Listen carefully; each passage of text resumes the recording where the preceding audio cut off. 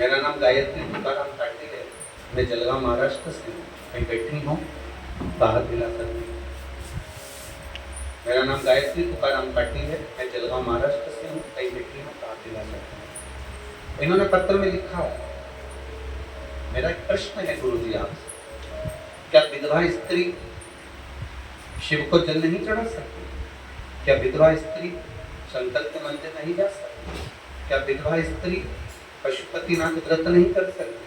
क्या विधवा स्त्री शंकर जी का कोई व्रत नहीं कर सकती? मैं जलगांव की इस बेटी से निवेदन करना चाहूंगा, गायत्री तुकाराम पाटिल जी से, ऐसी कोई पुराण, ऐसा कोई शास्त्र नहीं है जिसमें लिखा हो कि विधवा स्त्री पूजन नहीं कर सकती। ऐसा कोई प्रमाण, ऐसा कोई शास्त्र वर्णन नहीं करता। ये तो कर्म की गति है हमारी। पत्नी पहले चली गई, पति पहले चले गया, ये कर्म की गति के अनुसार। किसने कर्म की गति दी? क्या दशरथ जी के प्राण नहीं छूटे? जरा ईमानदारी से बोलिए, दशरथ जी के प्राण नहीं छूटे? माँ कौशल्या, माँ कैकेयी, माँ सुमित्रा राम जी की माता, राम जी की माता थी माँ कौशल्या, माँ कैकेयी, माँ सुमित्रा। दशरथ जी चले गए, दशरथ जी के साथ बैठकर भी शंकर की आराधना करती थी।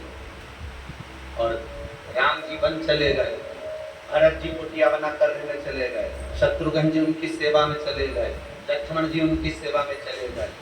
देवालय शिवालय घर में जो था उसकी आराधना माता कौशल्या के कई सुमित्रा जी ने ही करी।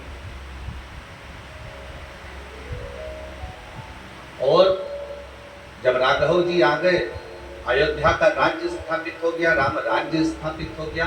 मेरे राम जी जब अयोध्या में आकर विराजमान हो गए, तब मेरे राम जब माता सीता के साथ में पूजन करने बैठते थे तो अपनी तीनों माताओं को साथ बिठाकर पूजन करवाते थे महादेव।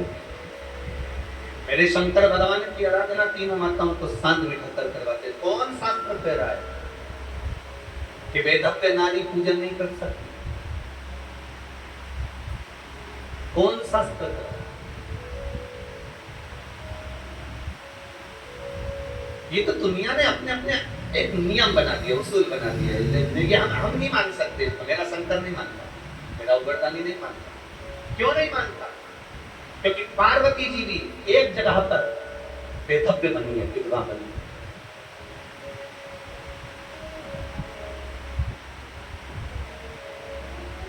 पार्वती जी भी एक जगह पर विधवा बन गई, वेदव्य बन गई। तो कैसे मान ले हम? जब मेरे गणेश जी महाराज को भूख लगी, षडानंद कार्तिकेय को भूख लगी, अशोक सुंदरी को भूख लगी, और भूख लगने पर उन्होंने अपनी माँ पार्वती जी से कहा, मैया बहुत भूख लग रही है, भोजन दो ना माँ। ब्रह्मा ब्रह्म लोक में रहते हैं, भगवान विष्णु वैकुंठ लोक में रहते हैं, इंद्र इंद्र लोक में रहते हैं, पर मेरे महादेव मृत्यु लोक में रहते हैं, पृथ्वी पर। जरूरी नहीं है कि पृथ्वी पर रहने वाले व्यक्ति के पास में 24 घंटे चांदी की चम्मच होगी और सोने की थाली होगी। जरूरी नहीं कि पृथ्वी पर रहने वाले के पास में जिंदगी भर सुख रहेगा। शंकर भगवान पृथ्वी पर रहते हैं, इसलिए उनके जीवन में भी सुख दुख चलता रहेगा। कभी अच्छा है, कभी बुरा है। पार्वती जी ने भोजन के लिए शंकर भगवान को कहा तो शंकर जी तो नेत्र बंद करके बैठे थे, भोजन पर ध्यान नहीं दिया। बच्चे भूख से बिलख रहे थे, क्रोध आ गया मेरी माता को, मेरा बच्चा भूख से बिलख रहा है, मेरे स्तनों में दूध भी नहीं आ रहा, नहीं तो मेरे बच्चों को पिला दे। अब बच्चों को स्तनों में दूध कब आए? जब मेरे पति मेरे पर दृष्टि दे।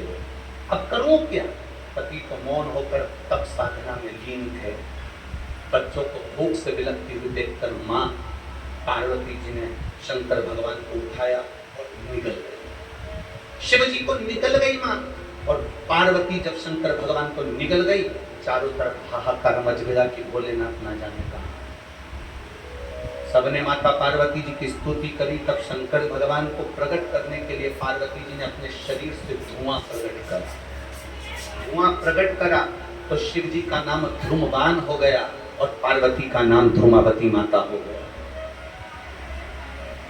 पार्वती का नाम, माता जगतजननी का नाम ध्रुमावती माता हो गया। शिव जी ने कह दिया पार्वती थोड़ी देर के लिए तुम्हारे पति तुम्हारे बीच में से चले गए थे, इसलिए तुम विधवा होगी, बेदखल कर लाओ।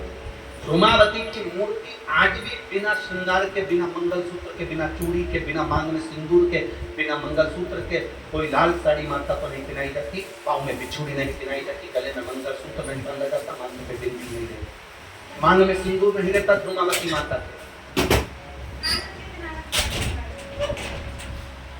कभी अगर आप दतिया जाएं तो ध्रुमावती माता की दर्शन कर सकते हैं।